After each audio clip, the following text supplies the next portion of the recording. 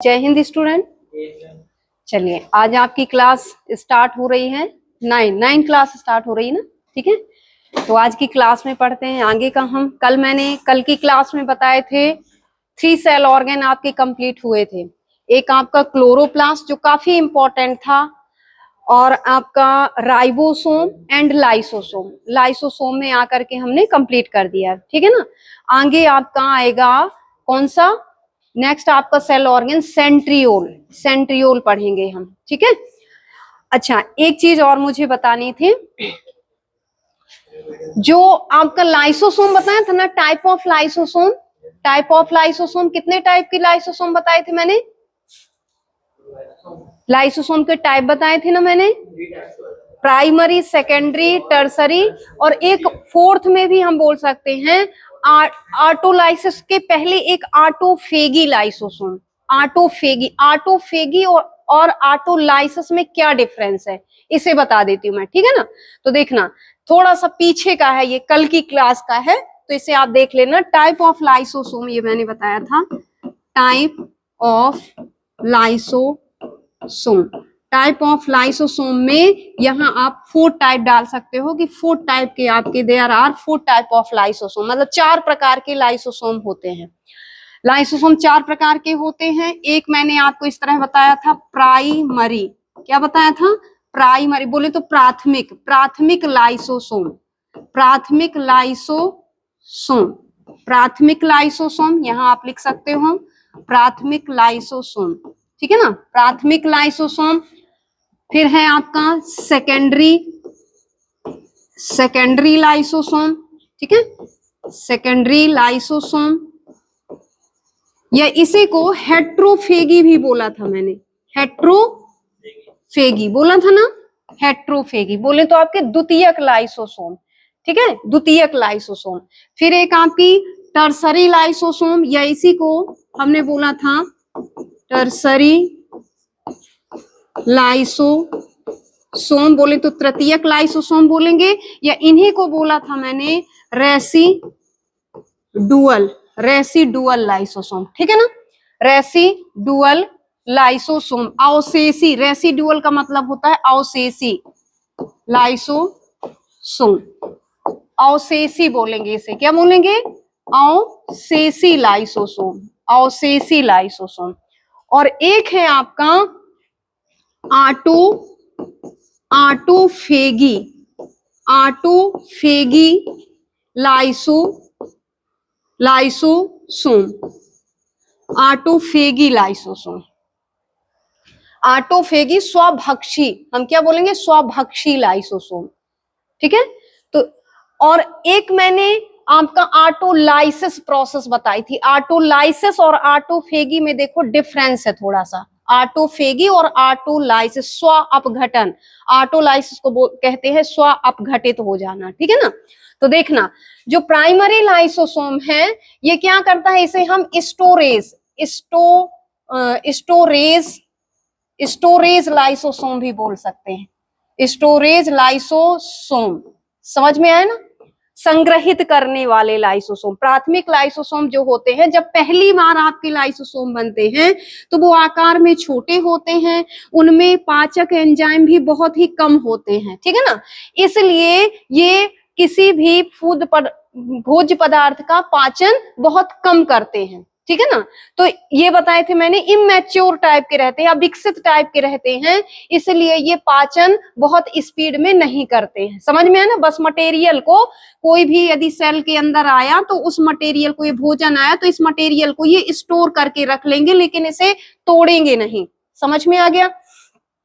जो सेकेंडरी बताया था मैंने, तो सेकेंडरी में आपके मैच्योर लाइसोसोम होते हैं, इनमें बहुत ज्यादा डाइजेस्टिव एंजाइम आ जाते हैं, और जैसे ही सेल के अंदर आपका फूड पार्टिकल आएगा तो ये अपने एंजाइम को ये लेगा और एंजाइम को मिला करके इसे बिल्कुल लिक्विड में तुरंत बदल देगा, ठीक है। चाहे फूड आइटम लिक्विड हो, चाहे फूड आइटम सॉलिड है, दोनों ही तरह का भोजन ये अपने अंदर लेकर के उसे क्या कर देता है, एंजाइम मिला करके उससे एनर्जी रिलीज करवाने का वर्क करेगा। समझ में आया ना, मतलब उसे अपघटित कर देगा। इसलिए इसे हेट्रो का मतलब दोनों तरह, चाहे सॉलिड हो चाहे लिक्विड हो, हर तरह के भोज्य पदार्थ का क्या कर देता है, ये अपघटन कर देता है।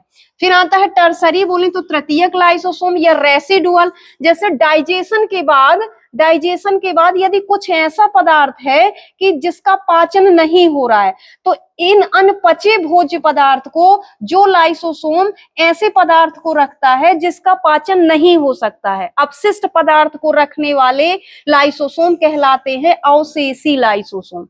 ठीक है, ये लाइसोसोम ऐसा भोज्य पदार्थ अपने अंदर रखते हैं जिसका पाचन नहीं होता है, अपशिष्ट होता है, जो बेकार पदार्थ को रखने वाले पदार्थ को अवशेषी। यहां देखना ऑटोफेगी, ऑटोफेगी हम कैसे बोलेंगे देखना, जैसे ये सेल है, ये सेल है, ये आपका क्या है, लाइसोसोम है, ये भी लाइसोसोम है और ये भी लाइसोसोम है, समझ में ना। ये आपके कैसे है, ओल्ड लाइसोसोम है, क्या है ये, ओल्ड लाइसोसोम, पुराने लाइसोसोम है। और ये आपका क्या है, यंग, ये आपका क्या है, यंग लाइसोसोम है। ठीक है, बिल्कुल नया विकसित लाइसोसोम है। हाँ, मतलब साइज में छोटा बना दिया है मैंने, लेकिन ये इनसे निर्मित बना आपका ये यंग, लेकिन मैच्योर है, पूरी तरह से मैच्योर है, इसमें पाचक एंजाइम पूरे विकसित हैं। तो ऐसा लाइसोसोम जो अपनी ही पुराने लाइसोसोम का डाइजेशन कर लेता है, समझ में है ना।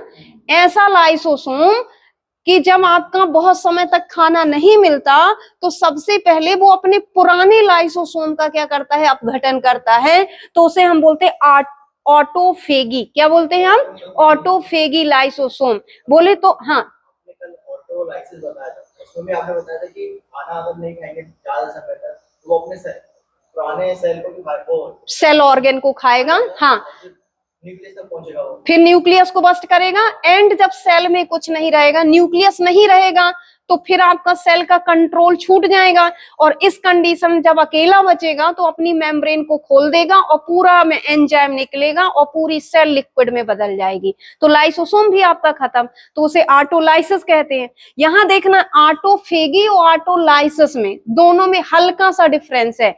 ऑटोफेगी मतलब अभी ये माइटोकॉन्ड्रिया को भी नहीं खा रहा है, अभी ये गोल्जी बॉडी को भी नहीं खा रहा है।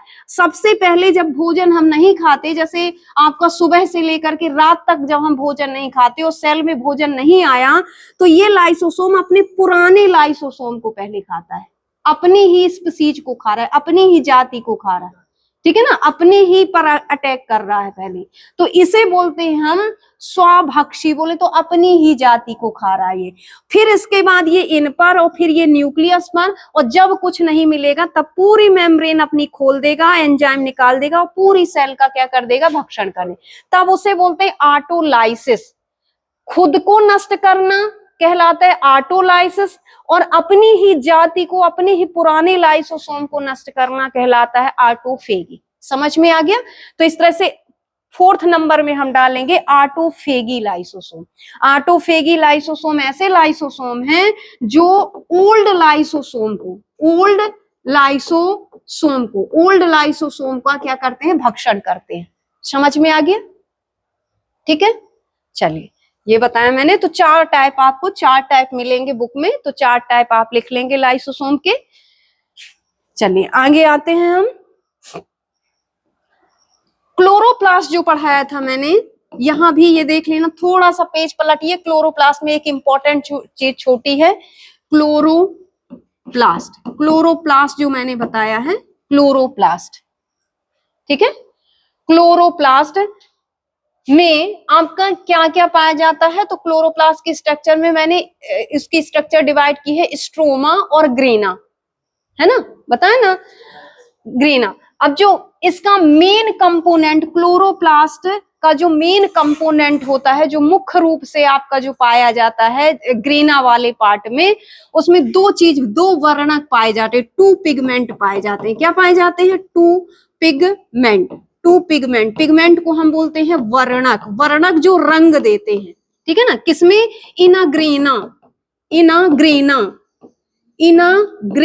Grana present. ग्रेना में 2 पिगमेंट स्पेशली प्रेजेंट होते हैं। एक आपका क्या होता है, क्लोरोफिल बताया है मैंने, पढ़ा है ना क्लोरोफिल, जिसे हम बोलते हैं हरित लवक। क्या बोलते हैं, हरित वर्णक, सॉरी लवक ना बोले, हम वर्णक बोलेंगे यहाँ।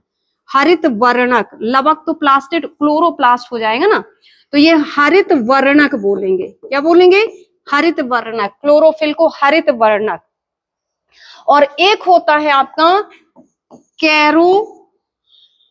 कैरोटीनॉइड। कैरोटीनॉइड, कैरोटीनॉइड होते हैं, ठीक है ना। ये आपके कैरोटीनॉइड जो होते हैं वो कई रंगों में होते हैं। कैरोटीनॉइड कैसे होते हैं? कई रंगों में, ठीक है ना। तो मोस्टली ग्रेना में तो आपका क्या पाया जाता है? क्लोरोफिल। क्लोरोफिल मेन रूप से पाया जाता है। लेकिन जो कैरोटीनॉइड होता है वो सबसे ज्यादा आपका कहाँ पाया जाता है? क्रोमोप्लास्ट में। क्लोरोप्लास्ट के जो कंपोनेंट है, यहाँ हम जो प्लास्टिड के जो कंपोनेंट या क्लोरोप्लास्ट के जो कंपोनेंट डिवाइड करते हैं तो वो क्लोरोफिल और कैरोटीनॉइड। कैरोटीनॉइड जो होता है आगे चल करके दो पार्ट में डिवाइड होता है, ठीक है ना।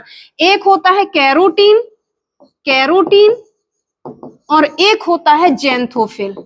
जेंथोफिल, कैरोटीन और जेंथोफिल। जैसे आज आए कि जेंथोफिल क्या है, कैरोटीन पढ़ा है ना मैंने, क्रोमेटीन में जो क्रोमोप्लास्ट पढ़ा है वहां कैरोटीन पढ़ाया है कि कैरोटीन की वजह से ही गाजर का कलर आता है, टमाटर का कलर आता है, लाल मिर्च का कलर आता है। जो कलरफुल फ्लावर बनते हैं या कलरफुल आपके फ्रूट वेजिटेबल आते हैं वो कैरोटीन की वजह से आते हैं।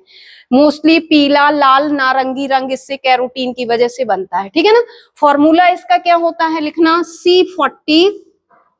C40H56, ये है आपका कैरोटीन का फॉर्मूला। कार्बन 40 और हाइड्रोजन 56, कार्बन 40 हाइड्रोजन 56, C40H56। इसमें कार्बन और हाइड्रोजन बस पाया जाता है, ठीक है।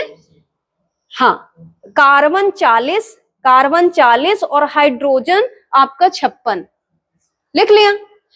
जो जेंथोफिल है, जेंथोफिल देखना, ये भी आपका जेंथोफिल पीला, मोस्टली जेंथोफिल पीला कलर देगा। कैरोटीनॉइड में जो पीला कलर आता है वो जेंथोफिल की वजह से आता है, समझ में है ना।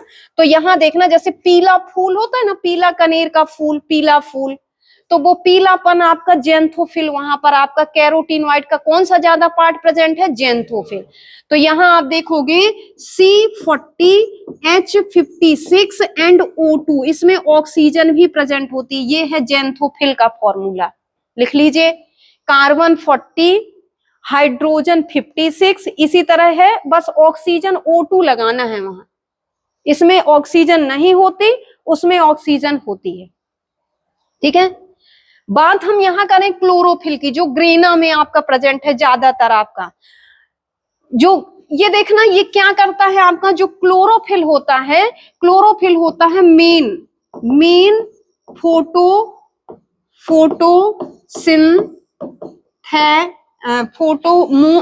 Photosynthesis pigment. Main photosynthesis pigment आपका ये कहलाएगा।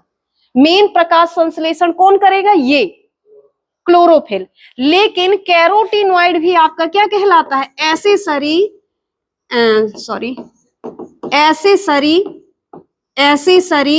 Photosynthetic pigment. एसेसरी का मतलब सहायक, सहायक प्रकाश संश्लेषी वर्णक, सहायक प्रकाश संश्लेषी वर्णक। यदि कैरोटीनॉइड न हो तो प्रकाश संश्लेषण की क्रिया न हो। कैरोटीनॉइड क्या करता है कि सूर्य की जो ऊर्जा है, सूर्य का जो प्रकाश है, उसे अवशोषित करके और कहां देता है? क्लोरोफिल को देता है। सूर्य का प्रकाश अवशोषित करने की क्षमता किसमें है? आपके कैरोटीनॉइड में। बोले तो कैरोटीन या जेंथोफिल में, समझ में है ना। और फिर ये कैरोटीन जेंथोफिल कहां पर ट्रांसफर करते हैं? क्लोरोफिल पर। फिर ये क्लोरोफिल इस प्रकाश ऊर्जा को रासायनिक ऊर्जा, बोले तो कार्बोहाइड्रेट में बदल देता है, ठीक है।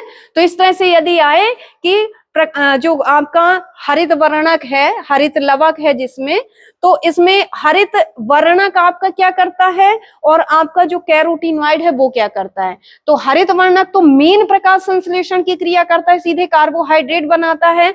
लेकिन कैरोटीनॉइड जो होते हैं वो क्या करते हैं? आपके प्रकाश ऊर्जा को अवशोषित करके क्लोरोफिल को देते हैं। समझ में आ गया? ठीक है। यहाँ एक चीज और देखना है कि जो क्लोरोफिल होता है कितने प्रकार का होता है, कितने प्रकार का होता है, 5। Chlorophyll a, chlorophyll B, chlorophyll c, chlorophyll d, chlorophyll e, ठीक है ना। ऐसे क्लोरोफिल ए और बी तो ऑलमोस्ट आपका हर जगह पाया जाता है, ठीक है। देखना, ये है आपका टाइप ऑफ क्लोरोफिल। यहां से जो क्वेश्चन आए हैं वो बता देती हूं मैं। तो क्लोरोफिल को ऐसे आपका ए बी स्मॉल लेटर में ही लिखते हैं, ए बी सी डी और ई, ऐसे पार्ट में डिवाइड किया गया। Chlorophyll A B C D E इतने पार्ट में डिवाइड है। जो क्लोरोफिल ए और बी होता है ये कॉमनली रूप से हर प्लांट में पाया जाता है। जितने भी हरे ग्रीन प्लांट है, अपनी एल्गी है, सभी में आपका क्लोरोफिल ए और बी पाया जाता है, ठीक है ना। ज्यादातर ये आपका ए और बी आपका जो है क्लोरोफिल पाया जाता है। समझ में आया ना। और एक चीज और समझ लेना कि जहां भी क्लोरोफिल ए और बी आपका है वहां पर प्लांट का भोज्य पदार्थ क्या होगा, कार्बोहाइड्रेट। क्या होगा, कार्बोहाइड्रेट या स्टार्च, कार्बोहाइड्रेट या स्टार्च।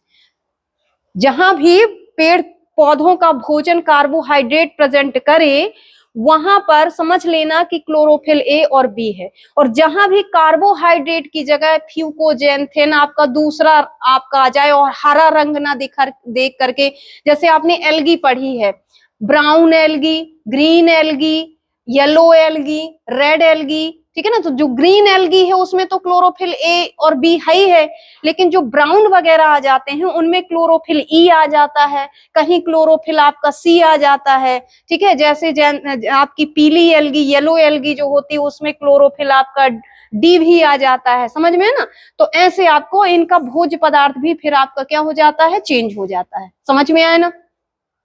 यहां मैं बताती हूँ, क्वेश्चन आता है कि क्लोरोफिल ए और बी का फॉर्मूला क्या है, ज्यादातर, क्योंकि ज्यादातर आपका यही आपका प्रेजेंट है। तो क्लोरोफिल ए और बी का फॉर्मूला लिखिए, ये क्वेश्चन आपके आ चुके हैं, ठीक है ना, कई एग्जाम में। तो देखना, ए का फॉर्मूला क्लोरोफिल ए का जो फॉर्मूला है वो लिखना आप।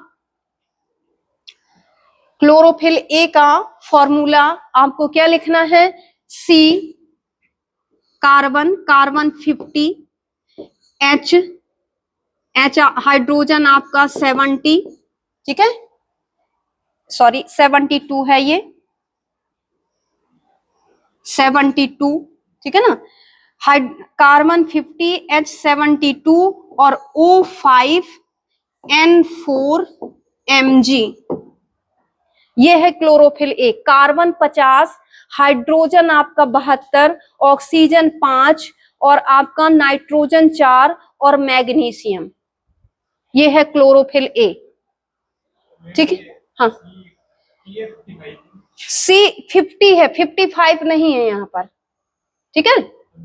एक मिनट चेक करो, थोड़ा सा डाउट हो रहा है, देखो 55 है, 55 ही है, 50 नहीं है, 55 ही है, क्लियर।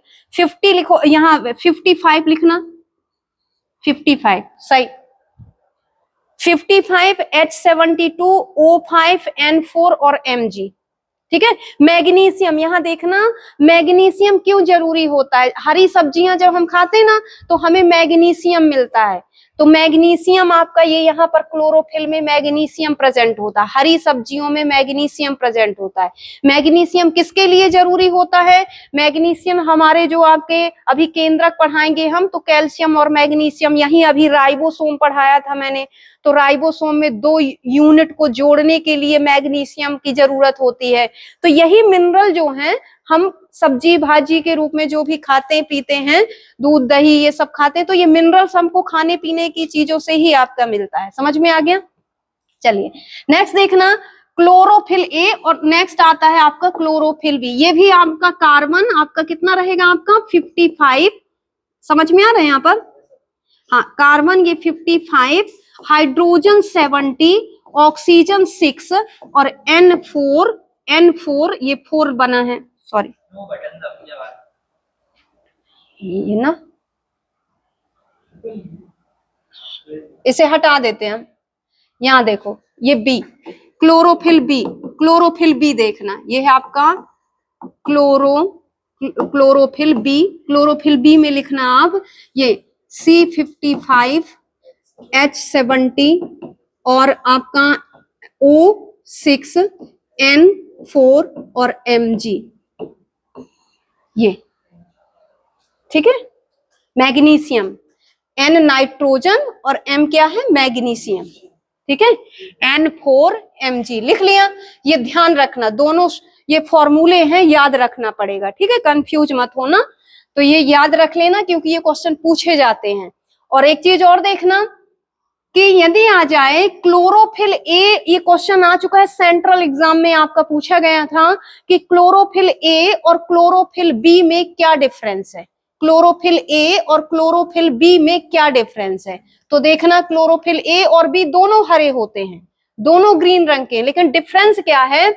एक तो यहाँ आपको देखने को मिल रही है हाइड्रोजन ऑक्सीजन की अमाउंट में डिफरेंस देखने को, और मेन डिफरेंस जैसे कार्बन आपके कितने हैं 55 है, तो समझ लो जैसे ये 1 2 3 4 5 6 ऐसे समझ लो, डेड डेड डैश आपके 55 बने हैं, ठीक है। सेम इसी तरह ये क्लोरोफिल बी का 1 2 3 4 5 6 ये डेड डेड डैश आपके ये 55 बने हैं। तो यहाँ कार्बन 1 2 3, ये 1 2 3, जो क्लोरोफिल ए का तीसरा कार्बन है इसमें लगा होता है मैथिल ग्रुप। क्या लगा होता है, मैथिल, CH3 लगा होता है। जो क्लोरोफिल बी है, ये बी है, ये ए है, तो बी के तीसरे कार्बन में एल्डेहाइड ग्रुप लगा होता है, CHO लगा होता है। ये CHO है, इसे एल्डेहाइड बोलते हैं, और ये CH3 है, ये मैथिल है। ये भी काफी इंपॉर्टेंट क्वेश्चन है, इसे आप नोट करके रखिए, अंडरलाइन करके रखिए, ठीक है। तो ये दो चीज बतानी थी जो कि कल मिस हो गई थी कल की क्लास में, तो इसे आप नोट कर लीजिए, ठीक है, और ध्यान रखेंगे इसे, इस चीज को।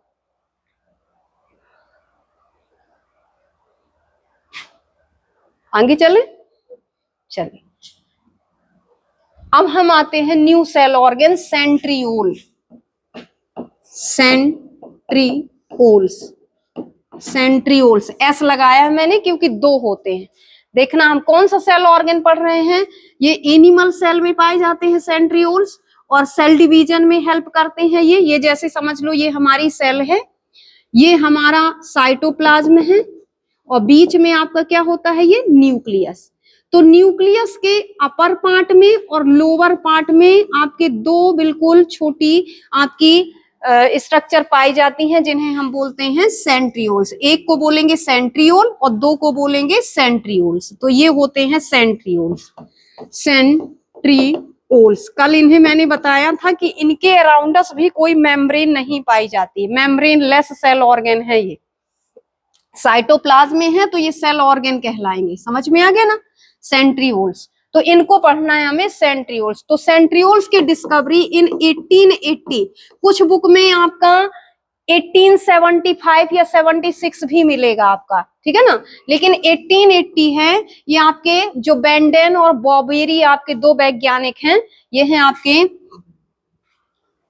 बेंडेन एंड बॉबेरी, बेंडेन एंड बॉबेरी, ठीक है ना। बेंडेन एंड बॉबेरी ने 1880 में क्या किया था, डिस्कवर किया था, डिस्कवर बोले तो खोज की थी। 1880 में बेंडेन और बॉबेरी ने जंतु कोशिकाओं में इनकी क्या थी, खोज की थी, ठीक है ना, खोज की थी। ये कैसे होते हैं, इन्हें हम क्या कह सकते हैं,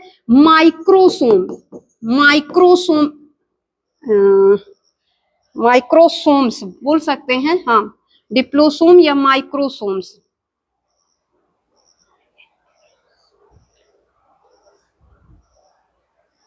माइक्रोसोम्स भी बोल सकते हैं इनको, माइक्रोसोम या डिप्लोसोम। डिप्लो मतलब दो हैं, तो डिप्लोसोम भी बोल सकते हैं इनको, माइक्रोसोम या डिप्लोसोम इन्हें कहा जाता है। छोटे होने के कारण इन्हें माइक्रोसोम और नंबर में 2 होने की वजह से इनको डिप्लोसोम भी कहा जा सकता है, समझ में आया ना। ये कैसे होते हैं, membrane less membrane less cell organ होते हैं। इनमें कोई झिल्ली नहीं पाई जाती। एक तो राइबोसोम में नहीं पाई जाती, दूसरा आपका सेंट्रियोल में नहीं पाई जा रही, और तीसरा कौन सा बताया था मैंने? एक राइबोसोम, दूसरा सेंट्रियोल हो गए, और तीसरा क्या बताया था कल मैंने? लाइसोसोम के चारों तरफ ये मेम्ब्रेन नहीं बनाते हैं हम, ये लाइसोसोम, ये मेम्ब्रेन नहीं है। 3 चीज बताई थी जिसमें मेम्ब्रेन नहीं पाई जाती है, याद रखना है आपको। राइबोसोम, सेंट्रियोल, और तीसरा पढ़ना ही नहीं है तो कहां से याद रहेगा? न्यूक्लियोलस, जो केंद्रक के अंदर पाई जाती है, न्यूक्लियोलस, न्यूक्लियस का ऑर्गन न्यूक्लियोलस।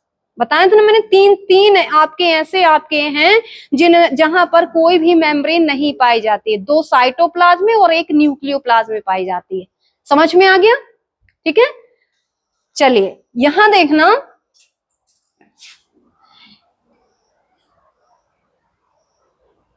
यहां देखना आप, इसे हम जो सेंट्रियोल हैं, सेंट्रियोल में एक चीज और देखना कि ऐसे कौन कौन से सेल ऑर्गन हैं जहां पर आपका जेनेटिक मटेरियल बोले तो डीएनए पाया जाता है। तो डीएनए कहां कहां पाया जाता है? कहां कहां बता दिया मैंने डीएनए पाया जाता है?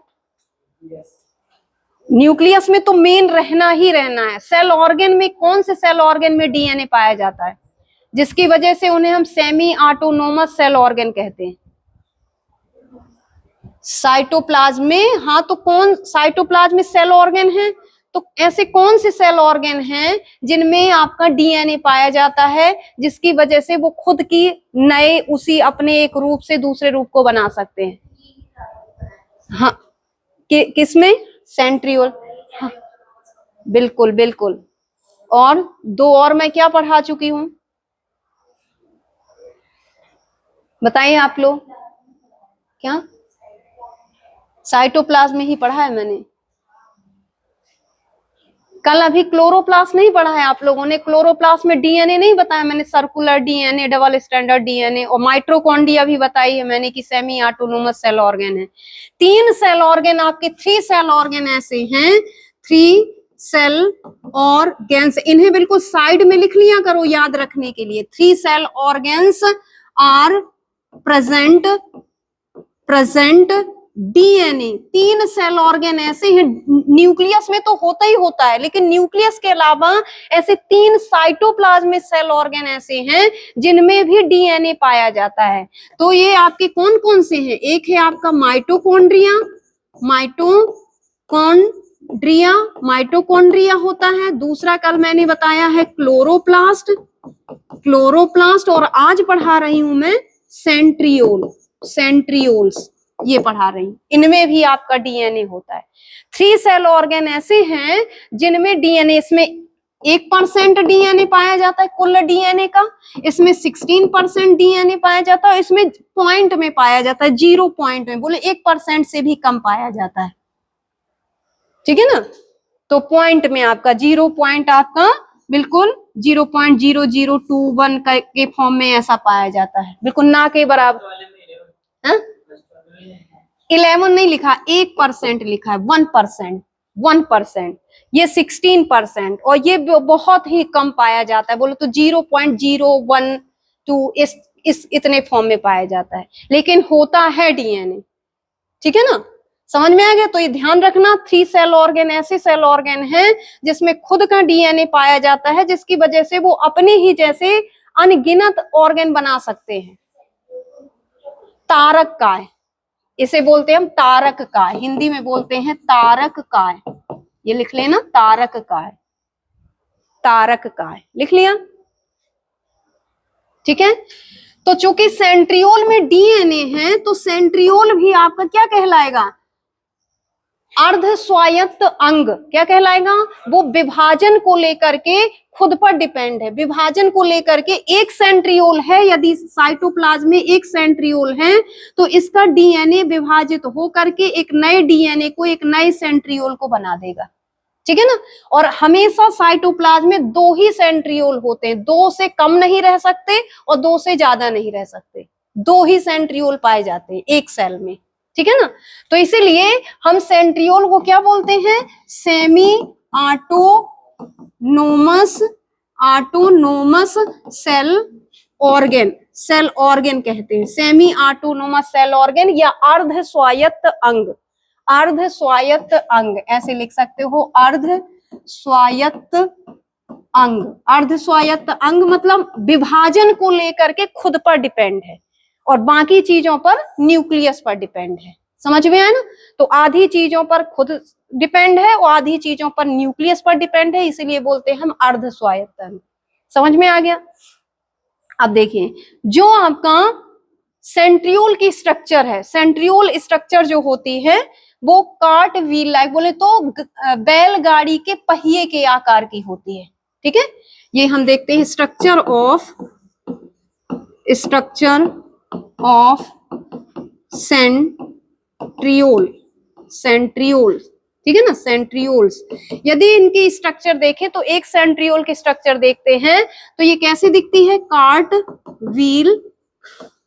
व्हील लाइक, बोले तो बैलगाड़ी के पहिए के समान, बैलगाड़ी के पहिए के जैसे आपकी संरचना दिखती है, ठीक है ना। इसकी बॉडी या पूरी इसकी जो सेंट्रियोल की स्ट्रक्चर जो होती है वो 9 ट्यूब्यूल से मिलकर के बनी होती है।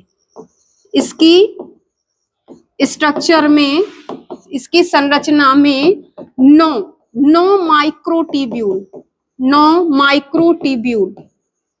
9 माइक्रोट्यूब्यूल्स पाई जाती हैं। इसकी संरचना 9 सूक्ष्म नलिकाओं से, माइक्रो मतलब सूक्ष्म नलिकाओं से बनी होती है। कैसे इसकी स्ट्रक्चर देखने को मिलती है, यदि आए 9+0 तो ये आपका क्या है, 9+0 सेंट्रियोल है। क्या है ये, सेंट्रियोल, ये सेंट्रियोल स्ट्रक्चर है। और यदि यहीं पर अभी मैं बताऊंगी 9+2 आ जाए, ये आ जाए 9+2 आ जाए, इतनी माइक्रोट्यूब्यूल आ जाए तो टोटल हो जाएगा ये कितना, 11। ये आपका सेंट्रियोल नहीं है, ये आपका क्या है, सीलिया एंड फ्लैजिला। ये क्या है आपका, सीलिया एंड फ्लैजिला, इसके स्ट्रक्चर में होते हैं 11 ट्यूब्यूल। तो 9+0 देखना, यदि पूछा जाए निम्न में से सेंट्रियोल कौन है, 9+1, 9+0, 9+2, ठीक है। तो 9+0 है आपका क्या, सेंट्रियोल, और 9+1 तो कुछ होता ही नहीं है, 9+2 यदि आ जाए तो वो है आपका क्या, सीलिया और फ्लैजिला। समझ में आ गया। और दोनों की संरचना एक जैसी रहेगी आपकी। अब देखना कैसे बनेगी इसकी स्ट्रक्चर। 9 जो है ये क्या है और 0 जो है ये क्या है।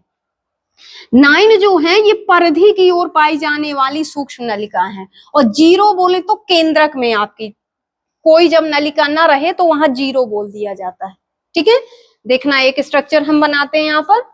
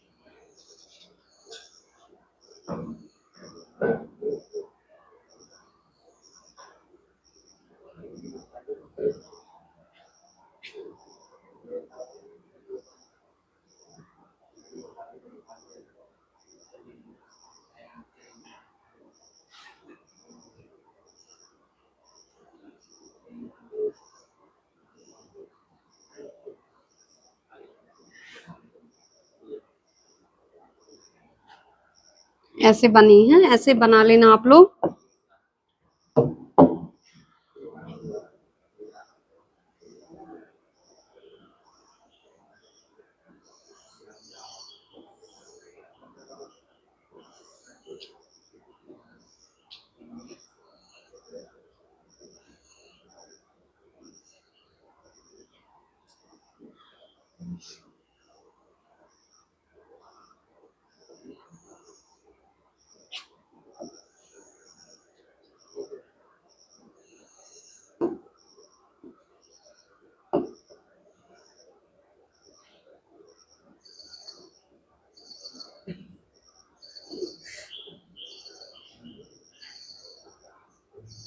ये ऐसे एक आपका चक्र जैसे बनता है, गाड़ी का एक पहिया बनता है। यदि ऐसा भी ना समझ में आए तो सीधे ऐसे ऐसे आपका ऐसे ऐसे बना लो, ऐसे ऐसे तीन, ये तीन हो गई, ये चार, ये आपकी पांच, ये आपकी छह, ये आपकी सात, ये आपकी आठ और ये आपकी नौ। तीन, तीन छह और तीन नौ।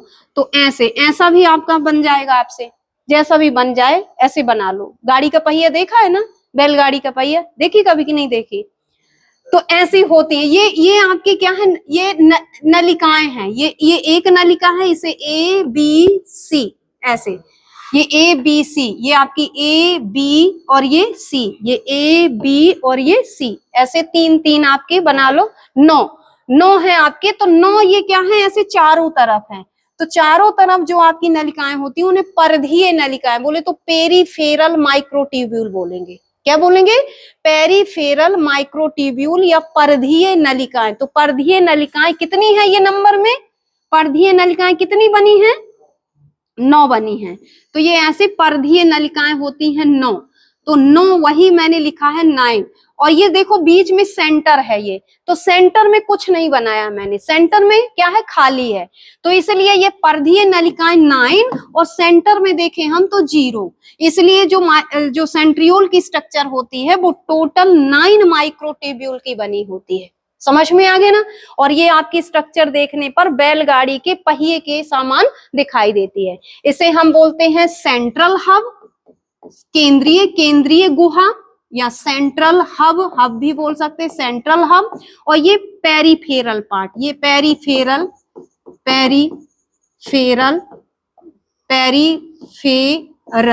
बोले तो परिधीय भाग आपका पेरीफेरल पार्ट।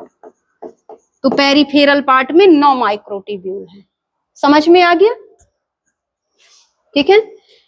अब हम आ जाएंगे इसके फंक्शन में कि फंक्शन क्या है। मेन इसका फंक्शन जो है, सेंट्रियोल का मेन फंक्शन है कि ये एनिमल सेल में सेल डिवीजन के समय स्पिंडल बनाने का कार्य करता है। ठीक है ना? स्पिंडल को बोलते हैं तर्करूपी संरचना। देखना कैसे, जैसे ये बनी है हमारी सेल, ये है हमारा न्यूक्लियस और ये है हमारे सेंट्रियोल। अब जैसे ये सेल में डिवीजन होना है, बोले तो आपका ये डीएनए है, ये ऐसे, तो डीएनए को ऐसे बराबर भागों में तोड़ना है। तो जब टूटेगा, तो अभी जब सेल डिवीजन हम पढ़ेंगे तो इसका कार्य बताएंगे। तो ये ऐसे सेल डिवीजन के समय ये प्रोटीन के ऐसे फाइबर निकालता है, यहां से ये निकालेगा ऐसे ये। तो ये जो स्ट्रक्चर आपकी बन जाती है, जिसके अंदर क्लोज हो जाता है, बंद हो जाता है आपका न्यूक्लियस का मेन जेनेटिक मटेरियल। तो इस तरह से ये आपका फिर ये आगे चल करके ऐसे ये डिवीजन कर देता है। तो ऐसे आपके क्रोमोसोम, ये आधे आधे आपके क्रोमोसोम स्पिंडल से लगकर ये क्या होते हैं, ऐसे डिवाइड हो जाते हैं। तो यदि ये सेंट्रियोल ना हो तो ये जो आपकी ऐसी स्ट्रक्चर डायमंड शेप आपकी ये जो बनाई है मैंने, ये स्ट्रक्चर ये ना बने। और ये नहीं बनेगी तो आपका पूरा बीचों बीच आपका क्रोमोसोम नहीं आ पाएगा, समझ में? और डिवीजन पॉसिबल नहीं हो पाएगा। तो सेल डिवीजन के समय ये स्पिंडल बनाने का कार्य करता है, सेल डिवीजन में मदद कर रहा है ये। ठीक है ना? तो लिखना, एनिमल सेल में क्या करता है, सेल डिवीजन के समय, सेल डिवीजन बोले तो कोशिका विभाजन, सेल डिवीजन के समय क्या बनाता है, स्पिंडल बनाने का कार्य करता है। और प्लांट सेल में ये नहीं पाया जाता, इसलिए वहां पर गोल्जी बॉडी आपकी सेल प्लेट बनाती है, माइक्रोट्यूब्यूल वगैरह हेल्प करती है। ठीक है, आसान में ये यहाँ पर आपका फिनिश होता है सेंट्रियोल सेल ऑर्गन। सेंट्रियोल में मैंने डिस्कवरी बताई है, इसके नाम बताए हैं कि इसे माइक्रोसोम या डिप्लोसोम भी कहते हैं। मेम्ब्रेन लेस है, डीएनए पाया जाता है, जिसकी वजह से सेमी ऑटोनोमस सेल ऑर्गन कहलाता है। इसकी स्ट्रक्चर कार्ट वी लाइक होती है। इसकी स्ट्रक्चर देखने पर ट्यूब्यूल्स नंबर 9 मिलती हैं। 9 पेरीफेरल तरफ होती हैं और सेंट्रल में 0 होती हैं। समझ में आ गया ना? वहीं पर यदि सीलिया फ्लैजिला की बात करें तो 9+2 होती है, उसकी भी स्ट्रक्चर उसी तरह आपकी गोल गोल बनती है। समझ में आ गया ना? और बस इसका फंक्शन बता देना है, यहाँ पर आपका सेंट्रियोल खत्म हो जाता है। अब सेंट्रियोल से रिलेटेड कोई क्वेश्चन आएगा आपको बन जाएगा। ठीक है, चाहे खोज पूछ ले, चाहे उसकी डिस्कवरी पूछ ले, चाहे उसका नाम पूछ ले, चाहे उसकी स्ट्रक्चर पूछ ले, सब बन जाएगा। चलिए आगे आते हैं हम माइक्रो बॉडीज। नेक्स्ट आते हैं हम माइक्रो बॉडीज। माइक्रो बॉडीज देखो क्या है। माइक्रो बॉडीज आपने पढ़ी होंगी। माइक्रो सेल में मैंने बताया ना, ये सेल ऐसे, इसमें आपकी क्या होती है, ऐसे ट्यूब्यूल्स भी पाई जाती हैं और कुछ ऐसे आपकी अनियमित आकार की स्ट्रक्चर आपकी पाई जाती, चाहे वो प्लांट हो चाहे एनिमल सेल हो, ऐसे। तो इनको बोलते हैं हम माइक्रो बॉडीज। क्या बोलते हैं इनको? Micro bodies. बोले तो हिंदी में सूक्ष्मकाय, सूक्ष्मकाय, इन्हें सूक्ष्मकाय। और ये जो बनी है आपकी, इन्हें हम बोलते हैं सूक्ष्म नलिकाएं। वही जो अभी सेंट्रियोल में वो खड़ी खड़ी नलिकाएं बनाई थी, तो ये आपकी कहलाती हैं सूक्ष्म नलिकाएं। सूक्ष्म नलिकाएं ये भी आपके साइटोप्लाज्म में पाई जाती है, सूक्ष्म नलिकाएं। हम पढ़ रहे हैं माइक्रो बॉडीज, ठीक है।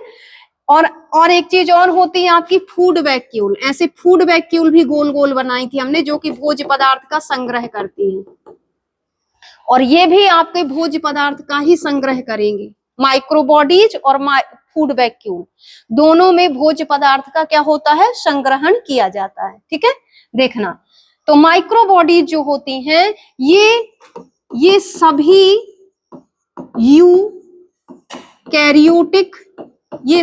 यूकैरियोटिक सेल में पाई जाती हैं। अब आप मुझे बताओ यूकैरियोटिक सेल कौन कौन सी हैं? यूकैरियोटिक सेल कहाँ कहाँ पाई जाएगी?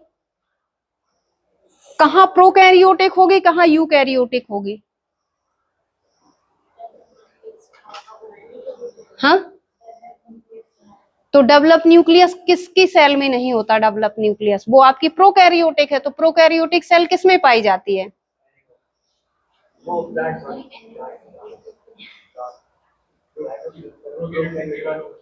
जीवाणुओं में। बैक्टीरिया पढ़ाया है मैंने, ठीक है ना। बैक्टीरिया प्रोकैरियोट्स है, ठीक है ना। और यूकैरियोट्स में कौन कौन है? ह्यूमन है, और क्या है? हाँ, ह्यूमन मैमल्स में ही आता है। हाँ, और क्या? सभी जंतु सभी पौधे, और सभी जंतु सभी पौधे हो गए। और बताओ, और किसमें अभी और बचे हैं कुछ? वायरस तो आपका ना ही लिविंग है ना ही नॉन लिविंग है। वायरस को तो काउंट ही नहीं करना है, क्लासिफिकेशन में भी उसको काउंट नहीं किया गया है। क्लासिफिकेशन भी बैक्टीरिया से स्टार्ट किया गया है, 5 किंगडम से स्टार्ट किया गया है क्लासिफिकेशन आपका। बैक्टीरिया के बाद क्या आता है आपका? बोले तो मोनेरा के बाद क्या आता है? प्रोटिस्टा के बाद क्या आता है? फंगी। तो 4 किंगडम जो है आपके, प्रोटिस्टा, आपके फंगी, आपके प्लांटी और एनिमेलिया, तो ये इन 4 में आपकी क्या है? यूकैरियोटिक सेल है। यदि हम मोनेरा को छोड़ दें तो 4 जो किंगडम बचते हैं वो आपके सभी यूकैरियोट्स कहे जाते हैं। समझ में आ गया ना? तो ये सभी यूकैरियोट्स का मतलब है प्रोटिस्टा, फंगी, ठीक है ना, प्लांटी एंड एनिमेलिया, ठीक है। अच्छे से पढ़ाई करो, ठीक है, तब जा करके ध्यान रहेगा। यदि इस तरह पढ़ोगे तो फिर आपका कैसे दिक्कत होगी, फिर आगे चल करके ऐसे क्वेश्चन यदि आ जाएंगे कि यूकैरियोट्स कहाँ पाई जाती है, तो आपको बता देना प्लांट तो ठीक है, एनिमल ठीक है, और प्रोटिस्टा को छोड़ दोगे, फंगी को छोड़ दोगे। ध्यान रखिए इसको। तो मैंने बताया है माइक्रो बॉडीज। अब आ जाए कि माइक्रो बॉडीज कहाँ नहीं पाई जाती है। माइक्रो बॉडीज किसमें नहीं माइक्रो बॉडीज प्रोटिस्टा, मोनेरा में नहीं पाई जाती। मोनेरा बोले तो बैक्टीरिया, प्रोकैरियोट सेल में नहीं पाई जाती हैं आपकी माइक्रो बॉडीज। और जितनी भी यूकैरियोट सेल हैं, प्रोटिस्टा से लेकर के एनिमेलिया तक आपकी माइक्रो बॉडीज पाई जाती हैं, ठीक है। ये कैसे होती हैं आपकी? 0.3 से लेकर के 0.5 म्यू एम आपकी आकार की, इसकी साइज जो होती है 0.3 से 0.5 म्यू एम आपकी होती है, माइक्रोन मीटर तक आपकी ये पाई जाती है, ठीक है, इसकी साइज है। अब हम देखें माइक्रो बॉडीज के प्रकार, टाइप ऑफ माइक्रो बॉडीज, सूक्ष्म काय के प्रकार। कितने प्रकार की सूक्ष्मकाय होती हैं। यहां से प्रकार बताना जरूरी है, यहां से क्वेश्चन आते हैं, क्योंकि ये देखना type of micro bodies, type of micro bodies, सूक्ष्मकाय के प्रकार। ठीक है, सूक्ष्मकाय के प्रकार कितने प्रकार की होती हैं? ये 4 प्रकार की होती है। कितने प्रकार की? 4 प्रकार की। यहां लिखेंगे फूड टाइप, फूड टाइप होती है ये, फूड टाइप। फर्स्ट आपकी कौन सी है? फर्स्ट है आपकी स्फीरोसोम। आपने नाम सुना होगा स्फीरोसोम, स्फीरोसोम, हिंदी में लिख दिया ये देखो स्फीरोसोम। नेक्स्ट है आपकी परऑक्सीसोम, परऑक्सीसोम, परऑक्सीसोम। नेक्स्ट है आपका ग्लाइऑक्सीसोम, और एक होता है आपका ट्रांसोसोम, ट्रांसोसोम। ये सभी आपकी माइक्रोबॉडीज है। नाम लिख लीजिए स्फीरोसोम, परऑक्सीसोम, ग्लाइऑक्सीसोम और ट्रांसोसोम। स्फीरोसोम, परऑक्सीसोम और ग्लाइऑक्सीसोम और ट्रांसोसोम। लिख लिया? ये नाम देखो कुछ सुना सुना लग रहा है क्या आपको? हाँ, ये देखना परऑक्सीसोम लिखा है, यहां मैं आपको लिख रही हूं, यहां पर लिख रही हूं ऑक्सीसोम लिख रही हूं। ठीक है ना? दोनों में यदि पूछा जाए डिफरेंस क्या है, ऑक्सीसोम तो सुना है आपने, तो दोनों में डिफरेंस क्या है? ऑक्सीसोम को कहां पढ़ा है हमने? माइटोकॉन्ड्रिया में पढ़ा है। ठीक है ना? ऑक्सी, ऑक्सी लगा ना, ऑक्सी की स्पेलिंग ऐसे लिखते हैं ना, ऑक्सीसोम लिखते हैं ना। और ऑक्सीजन भी OXYGEN, ऑक्सीजन। तो ऑक्सीजन का यूज कहाँ होता है? रेस्पिरेशन में।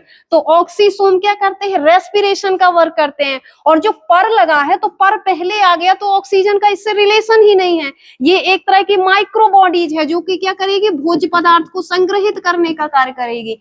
तो दोनों में ये अंतर है। ऑक्सीसोम जो होते हैं वो ऑक्सीजन को लेकर के करते हैं, श्वसन का कार्य करते हैं, और जबकि परऑक्सीसोम जो है वो एक तरह की माइक्रोबॉडीज है जो कि आपकी किसमें पाई जाएगी? प्लांट और एनिमल सेल दोनों में पाई जाती है। प्लांट में भी पाई जाती है और हम लोगों में भी पाई जाती है। समझ में आ गया? चलिए, तो ऐसे आपके क्वेश्चन आते हैं डिफरेंस, जैसे दो वर्ड मिलते जुलते से, जैसे अभी बताया था मैंने प्लाज्मिड और आपका प्लास्टिड बताया था ना। इसी तरह आपका ये बताया मैंने, यहाँ ऑक्सीसोम और वहां पर आपका क्या है? ये परऑक्सीसोम। तो ऐसे दोनों में अंतर है। तो देखना आपका जो स्फीरोसोम है, स्फीरोसोम, स्फीरोसोम की जो डिस्कवरी की है हैंसटीन, हैंसटीन वैज्ञानिक है ये, हैंसटीन साइंटिस्ट हैं। हैंसटीन ने स्फीरोसोम को खोजा था। ठीक है, 1880 समथिंग ही इसकी खोज की गई थी हैंसटीन द्वारा, 1880। माइक्रोबॉडीज का ही एक प्रकार है स्फीरोसोम। ये देखो माइक्रोबॉडीज ही है ये। तो जिसमें सबसे पहले आपका माइक्रोबॉडीज के जो प्रकार है ना, स्फीरोसोम माइक्रोबॉडीज ही है। तो यही सब हैंसटीन आ जाएंगे। जैसे एक को नाम दे दिया आपका स्फीरोसोम, एक को नाम दे दिया जैसे परऑक्सीसोम, किसी को दे दिया ग्लाइऑक्सीसोम। तो हर वैज्ञानिक ने जिसने जिसने देखा उसका नाम अलग अलग मिलता है। समझ में है ना? कहां पर? रोहिडिन माइक्रोबॉडीज की खोज में। अभी रोहिडिन आपका आएगा, यहां पर आएगा रोहिडिन और टॉलवर्ट। रोहिडिन और टॉलवर्ट जो आएगा परऑक्सीसोम में अभी आएगा। ठीक है ना? ऐसे भी लिख देंगे हम। देखो हैंसटीन ने आपकी डिस्कवरी की। हैंस्टीन ने इसकी डिस्कवरी की है। जो स्फीरोसोम होती हैं ये केवल किसमें पाई जाती हैं? प्लांट सेल में पाई जाती हैं। ये माइक्रोबॉडीज प्लांट सेल में केवल होती हैं। स्फीरोसोम यदि पूछा जाए स्फीरोसोम कहाँ पाई जाती हैं, तो स्फीरोसोम ओनली प्लांट बॉडी में पाई जाती है। स्फीरोसोम प्लांट बॉडी में पाई जाती है। ठीक है। स्फीरोसोम का फंक्शन क्या है? स्फीरोसोम आपका लिपिड स्टोरेज करती है। क्या करती है? लिपिड। लिपिड बोले तो ऑयली चीज, ऑयल वगैरह। और स्फीरोसोम प्लांट के कहा किस पार्ट में मिलेंगी? जो आपके सीड होते हैं, ऑयल सीड होते हैं ना, जैसे आपके मस्टर्ड सीड हो गया, जैसे आपका ये आपका हाँ नट्स हो गए, आपके मूंगफली वगैरह लेते हैं ना, आपका तिल सीड होते हैं आपके। तो जिन बीजों से तेल आपका निकलता है, फैट निकलता है, तो उन सीड की सेल्स में जो माइक्रोबॉडीज पाई जाती हैं उन्हें हम बोलते हैं क्या? स्फीरोसोम। क्या बोलते हैं? स्फीरोसोम। तो तेलीय बीजों की सेल में आपका क्या पाया जाता है? स्फीरोसोम पाया जाता है। और ये अधिक से अधिक लिपिड को स्टोर करके रखती हैं। समझ में आ गया? यहां देखना, जो आपका परऑक्सीसोम है, परऑक्सीसोम ये आपका रोहिडिन एंड टॉलबर्ट, रोहिडिन और टॉलबर्ट, ये साइंटिस्ट हैं, रोहिडिन और टॉलबर्ट। इन्होंने डिस्कवरी की है परऑक्सीसोम माइक्रोबॉडीज की। ठीक है। और ये माइक्रोबॉडीज किसमें पाई जाती है? ये एनिमल एंड प्लांट दोनों में। यदि हमारी सेल है, ये हमारी सेल है, तो हमारी सेल में जो माइक्रोबॉडीज है वो आपकी क्या कहलाएगी? परऑक्सीसोम।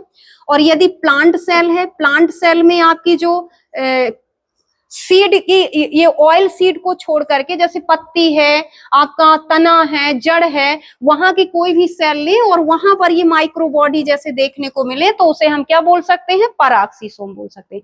तो प्लांट सेल और एनिमल सेल दोनों में आपकी पाई जाती है। ठीक है ना। प्लांट में ये क्या करती है? आपकी फोटो रेस्पिरेशन, बोले तो प्रकाश श्वसन का कार्य करती है। ये प्रकाश श्वसन का यहाँ पर कार्य करती है, प्रकाश श्वसन।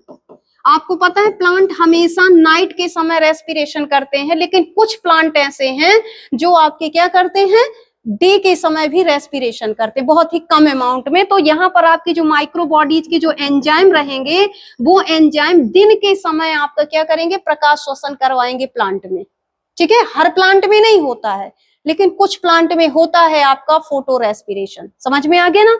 और हमारे में भी आपकी जो माइक्रोबॉडीज होती हैं वो आपका हाइड्रोजन पराक्साइड H2O2, ये आपका कहलाता है हाइड्रोजन पराक्साइड। ठीक है, सुना है ना।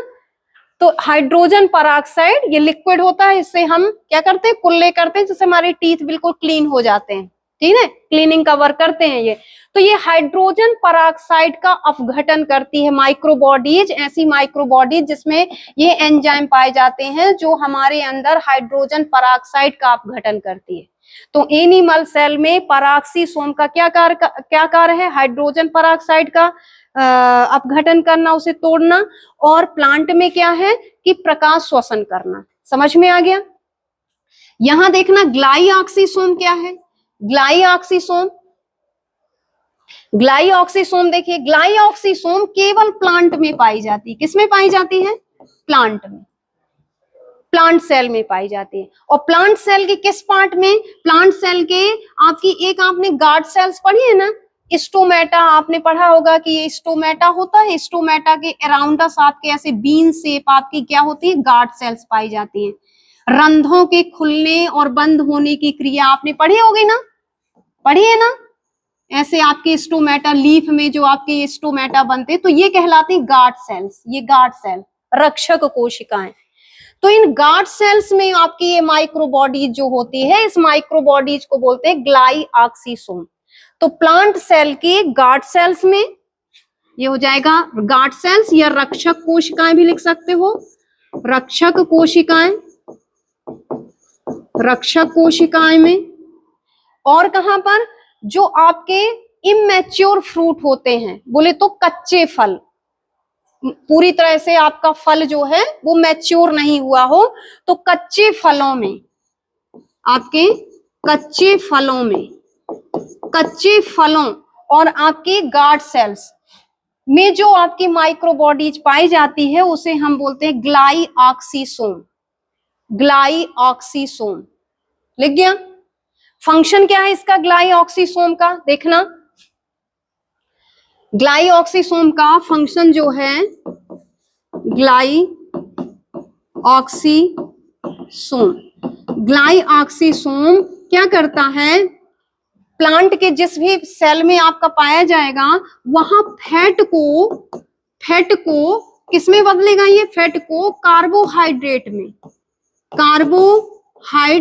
में, हाइड्रेट में बदलता है, बदलने का कार्य करता है, बदलने का कार्य करता है। समझ में आ गया ना, कार्य करता है, बदलने का कार्य करता है, फैट को कन्वर्ट करता है कार्बोहाइड्रेट में। ग्लाइऑक्सीसोम, ग्लाइऑक्सिलेट एसिड साइकिल चलती है, इस साइकिल के थ्रू फैट आइटम को कार्बोहाइड्रेट में कन्वर्ट किया जाता है। ग्लाइऑक्सीसोम में आपका ग्लाइऑक्सिलेट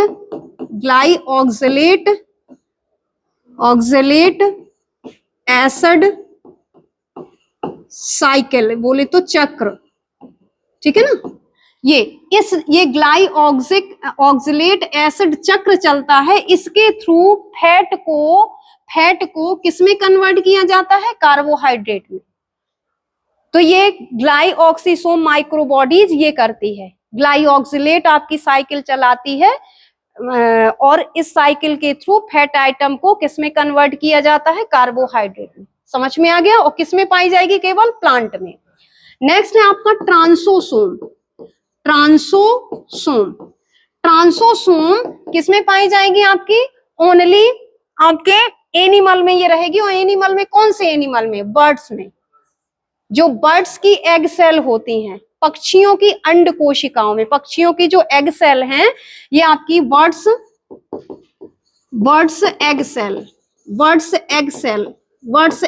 में पाई जाती हैं, ठीक है ना, बर्ड्स एग सेल में पाई जाती हैं। और यॉक बोले तो पीतक द्रव, यॉक का फॉर्मेशन या स्टोरेज, यॉक का स्टोरेज करती हैं, संग्रहण करती हैं, ठीक है। जितना ज्यादा आपका यॉक होगा उतना जल्दी आपका क्या होगा, एग सेल जो है आपका न्यूक्लियस उसका क्या होगा, डेवलप होगा। समझ में आया ना, क्लियर है।